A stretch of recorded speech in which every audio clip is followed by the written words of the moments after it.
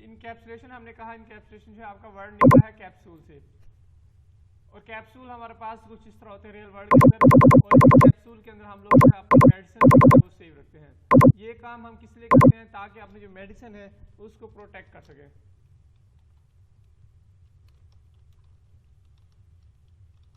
Outside world से हम जो है अपनी मेडिसिन को प्रोटेक्ट कर सके, ताकि इस मेडिसिन के ऊपर किसी किस्म का कोई केमिकल रिएक्शन ना हो। तो सेम यही कंसेप्ट आपको जो है जावा प्रोवाइड करती है आपके इस प्रोग्रामिंग के अंदर। इसमें होता क्या है, इसी में हम जो है wrapping up of data and code acting on that data. आप लोग क्या करते हैं, रैप कर देते हैं डाटा को, और वो कोड जो आपके डाटा के ऊपर एक्ट कर रहा होता है, ये डाटा जो है आपके ये वेरिएबल्स कहलाते हैं। वो तमाम वेरिएबल्स जो आप लोग बनाते हैं उसको हम कहते हैं डाटा। और जो मेथड आप लोग बनाते हैं, मेथड के अंदर जो है इन वेरिएबल्स के ऊपर हम एक्ट कर रहे होते हैं, तो इसलिए हम कहते हैं code acting on that data. आपके मेथड जो आपके कोड के ऊपर एक्ट कर रहे हैं, अगर हम वेरिएबल्स को और इन मेथड को इकट्ठा together into a single unit, अगर हम इनको इकट्ठा किसी सिंगल यूनिट के अंदर रैप कर दें, then it is called encapsulation. पहले आप लोगों ने क्या करना है, डाटा या वेरिएबल जो भी है प्लस मेथड, इन दोनों को इकट्ठा किसी चीज के अंदर बंद कर देना है। जब आप लोग ये काम करेंगे तो आप लोगों को कहते हैं encapsulation.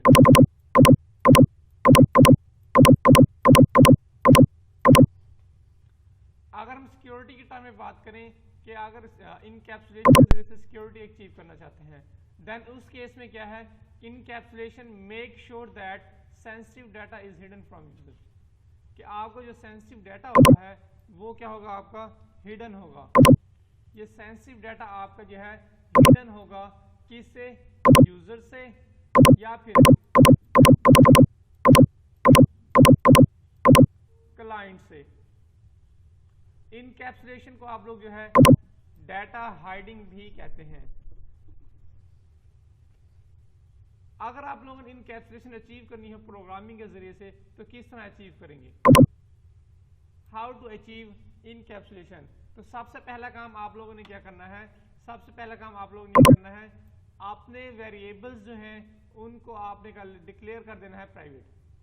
Declare variable as private. आपने तमाम वेरिएबल्स को जो है वो प्राइवेट जो है डिक्लेयर करना है। फिर सेकंड काम आपने क्या करना है, प्रोवाइड पब्लिक सेट और गेट मेथड।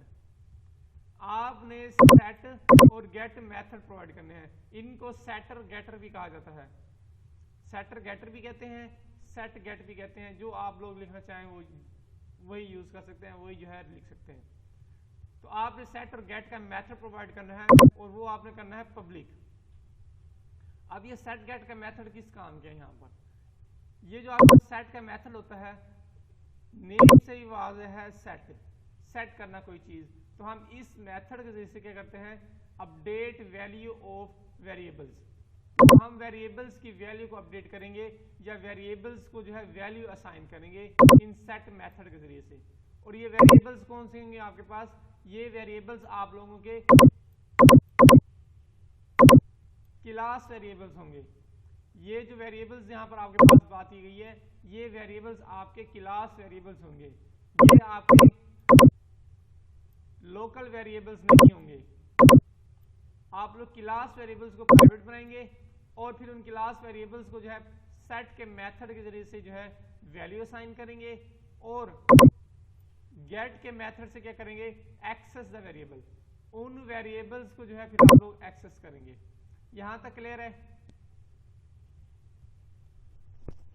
Yes sir.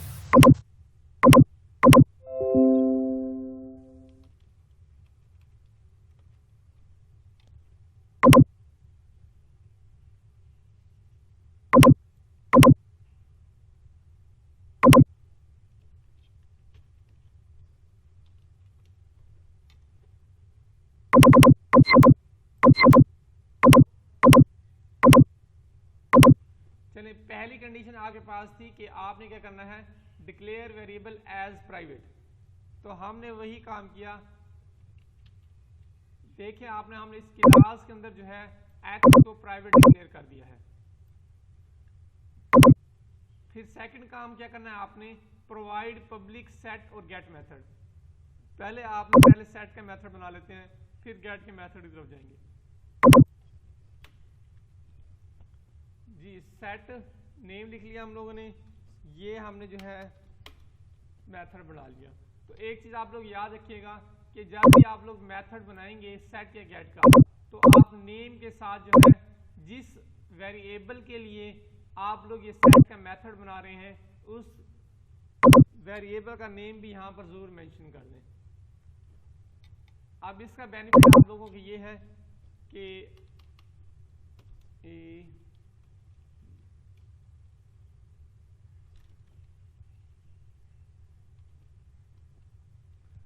अब देखिए यहां पर हमारे पास वेरिएबल्स हैं 6, तो हमें 6 वेरिएबल्स के लिए सेट और गेट का मेथड बनाना पड़ेगा।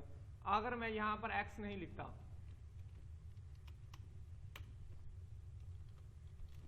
इसके अंदर जो है x इज इक्वल टू 20 कर देता हूं, और इस सेट के अंदर जो है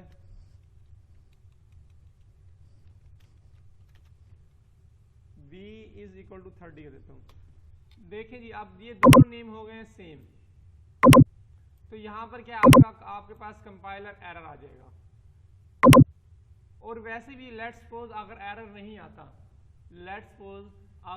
नहीं आता, ये देखिए ये भी सेट का नेम है, ये भी सेट का नेम है, दोनों सेम मेथड है सेम नेम के। तो आप जब इस मेथड की तरफ आएंगे तो आपको पता नहीं चलेगा सेट रीड करने से कि ये मेथड आपका किसके लिए है। आया ये मेथड आपने एक्स के लिए बनाया है, ए के लिए बनाया है, बी के लिए बनाया है, सी के लिए, या किसके लिए बनाया है। इस चीज से बचने के लिए भी अगर आपको ये जानना है तो फिर आपको इस मेथड के अंदर आना पड़ेगा, ये स्टेटमेंट रीड करनी पड़ेगी, तब भी आपको पता चलेगा हाँ ये सेट मेथड जो है मैंने एक्स के लिए बनाया हुआ है। तो इस चीज से बचने के लिए आप लोग क्या करें, आप लोग जब भी सेट या गेट का मेथड बनाएं तो जिस वेरिएबल के लिए बना रहे हैं साथ उसका नेम भी मेंशन कर दें। तो ये सेट का मेथड मैं एक्स के लिए बना रहा हूं, तो मैं इसको बना देता हूं सेट एक्स। अब जैसे ही मैं इस मेथड का नेम को रीड करूंगा तो मुझे पता चल जाएगा कि हाँ ये मेथड जो है सेट का मैंने एक्स वेरिएबल को इनिशियलाइज के लिए बनाया हुआ है। ठीक है, क्लियर है ये?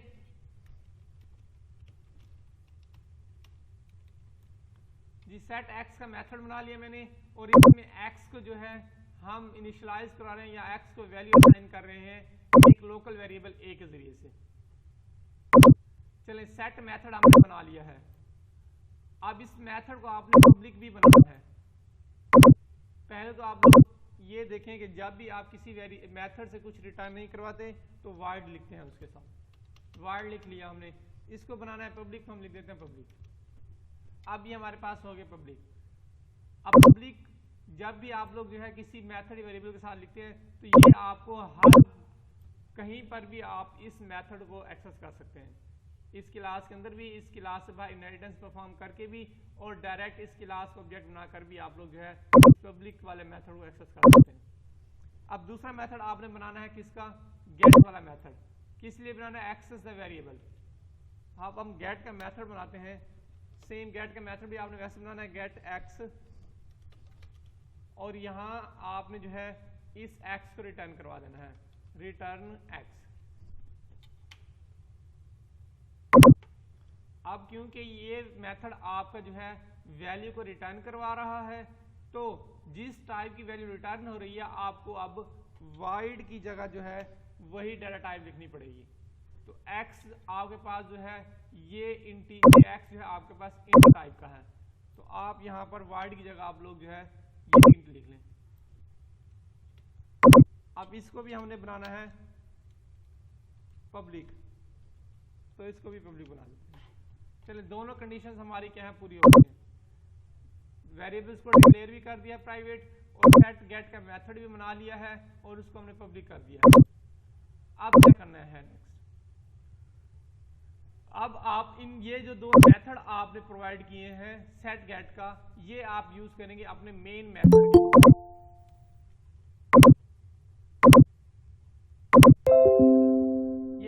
गेट का मेथड जो आपने प्रोवाइड किया है, इनको आपने यूज करना है अपने मेन मेथड के अंदर। मेन मेथड में चलते हैं। ये मेन मेथड के अंदर पहले क्लास का बना लेते हैं ऑब्जेक्ट। ये क्लास ए का हमने बना लिया है ऑब्जेक्ट। अब पहले जो है हमें जाहिर सी बात है वैल्यू देनी पड़ती है, तो हम जो है इस ob.setX मेथड को कॉल कर लेते हैं। अब आप लोग देखें तो setX का मेथड जो है एक वैल्यू रिसीव भी कर रहा है, तो हम यहां से एक वैल्यू जो है पास कर देते हैं 20।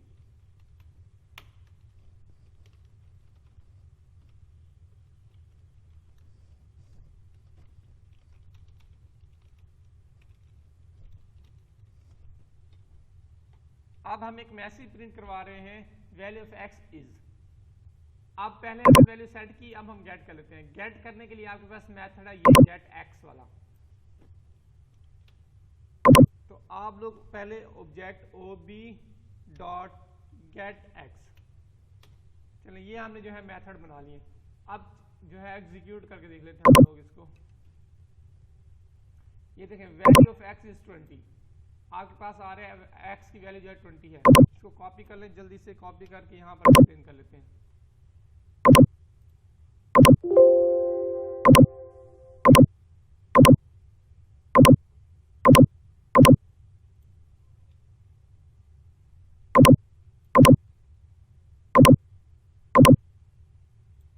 डायरेक्ट हम लोग करते हैं मेन मेथड में, हमें पता पहला हमारा मेथड जो है मेन का ही फॉलो होगा डायरेक्ट। आप क्या बना रहे हैं यहाँ पर ए क्लास ऑब्जेक्ट बना रहे हैं बी के नेम से,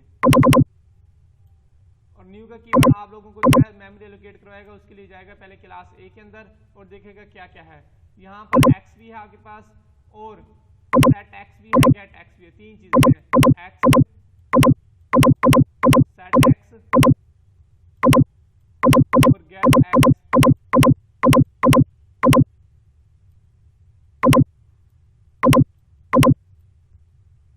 ये तीन चीजें आपको जो है यहाँ पर अवेलेबल है।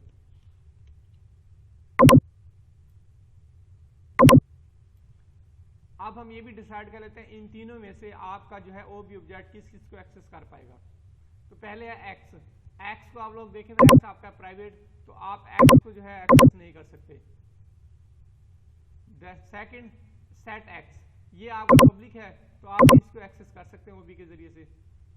नेक्स्ट getX को भी देखिए यहाँ से, ये भी पब्लिक है, इसको भी आप एक्सेस कर सकते हैं डायरेक्ट। हमने ये भी डिफाइन कर लिया इन तीनों में से किस किस को डायरेक्टली हम एक्सेस कर सकते हैं। चलिए नेक्स्ट स्टेटमेंट आपके पास है ob.setX।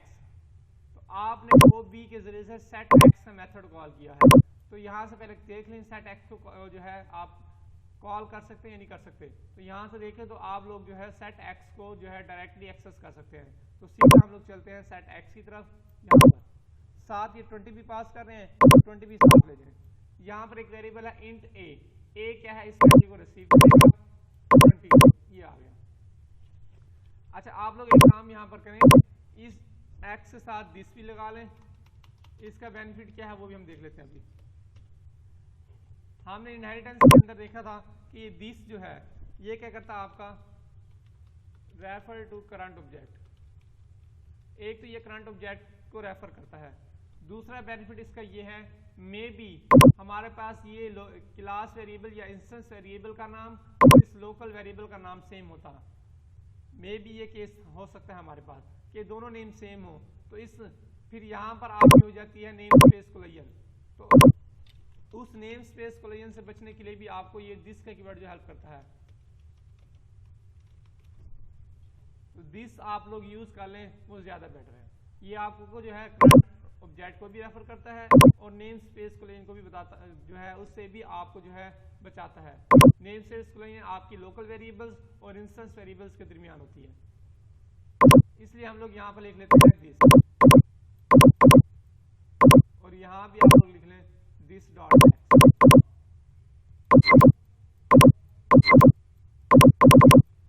चलें अब आ गए यहाँ पर, यहाँ लिखा हुआ है this dot X is equal to A में अगर आप लोग रेफरेंस में देखें तो 20 पड़ा हुआ आपके पास, ये 20 आ गया। अब दिस डॉट एक्स क्या है, दिस हमने कहा दिस जो है आपको करंट ऑब्जेक्ट को रेफर करता है, मतलब करंट ऑब्जेक्ट का कि आपका कौन सा ऑब्जेक्ट है जिसने इस सेट एक्स मेथड को कॉल किया है। तो इस ये देखने के लिए हमें वहां पर वापस जाना पड़ेगा। यहाँ देखा हमने कि यह ओ बी एक ऑब्जेक्ट है, वो सेट एक्स का मेथड कॉल कर रहा है, तो ये यहां से आपको भेज देगा ओ बी। तो दिस कहता है कि ओ बी पर जो स्पेस है उस स्पेस में जाकर देखें एक्स कहां पर है, तो हम आते हैं एक्स कहां है, तो दिस डॉट एक्स आपको ये कहता है कि ओ बी वाली स्पेस के ऊपर जो एक्स है ये एक ही वैल्यू वहां पर जानी चाहिए। तो ओ बी ये आपके पास एक्स ये है, तो ये 20 जो है यहां पर आकर आपका स्टोर हो जाएगा। ये पॉइंट क्लियर है बच्चों, ये समझिए इस पॉइंट की। Yes sir. चलें यहां पर हमारा आ गया 20। अब ये स्टेटमेंट हमारी ये मेथड आपका कंप्लीट हो गया है, ये स्टेटमेंट भी आपकी कंप्लीट हो गई है। नेक्स्ट स्टेटमेंट है आपके पास system dot out dot print L N. System dot out dot print L N value of X is, तो आपके पास मैसेज प्रिंट होगा वैल्यू ऑफ एक्स इज। अब O B dot get X का method call कर रहे हैं हम लोग ओ बी के जरिए से। पहले यहां से चेक कर ले आप लोग गेट एक्स को कॉल कर सकते नहीं कर सकते? जी हाँ, गेट एक्स को हम लोग कॉल कर सकते हैं। चलें गेट एक्स की तरफ चलते हैं। यहाँ पर आ गए, यहाँ पर है, यहाँ पर हो रहा है रिटर्न दिस डॉट एक्स। तो दिस अगेन आपको जो है रेफर करेगा करंट ऑब्जेक्ट की तरफ कि किस ऑब्जेक्ट के साथ ये गेट एक्स का मेथड कॉल हुआ है। तो यहाँ चलते हैं, यहाँ हमने आपको देखा ये ओ बी ऑब्जेक्ट के जरिए से आपका क्या है गेट एक्स का मेथड कॉल हुआ है। तो दिस कहता है आप लोग एक्स की वैल्यू जो है ओ बी वाली स्पेस से जाकर उठा लो। तो ओ बी आपके पास ये है, यहाँ पर एक्स की वैल्यू 20 पड़ी हुई है, तो यहाँ आपके पास आ जाएगा 20। रिटर्न क्या करेगा, ये 20 आपको रिटर्न कर देगा इस इंट को। ये इंट 20 रिसीव करने के बाद आपको वापस रिटर्न करेगा उसी जगह पर जहां से आपकी जो है कॉल हुआ है मेथड। तो 20 आपका आ जाएगा यहाँ पर। System dot dot dot print L 20 आपका जो है ये डिस्प्ले हो जाएगा। तो इस तरह आपका जो है वैल्यू ऑफ एक्स इज 20 यहाँ पर आपका जो है डिस्प्ले आ रहा है। अब यहाँ पर हमारी इनकैप्सुलेशन कैसे अचीव हो रही है, अगर आप लोग गौर करें तो ये आपका है एक वेरिएबल या इसको डाटा कह ले बेशक, और ये सेट एक्स का मेथड जो आपका ये है आपका एक मेथड, और ये गेट एक्स वाला भी आपका क्या है एक मेथड। देखिए हमने क्या किया है, एक वेरिएबल को और दो मेथड्स को, ये दो मेथड्स आपके पास, ये एक वेरिएबल है, इनको हमने बंद कर दिया है एक करली ब्रैकेट्स के अंदर, और ये करली ब्रैकेट्स की हमारी क्लास एक ही है। तो हमने एक वेरिएबल को और दो मेथड को एक क्लास के अंदर बंद कर दिया है, तो ये आपकी कहलाती है इनकैप्सुलेशन। ठीक है, क्लियर है बच्चों? ये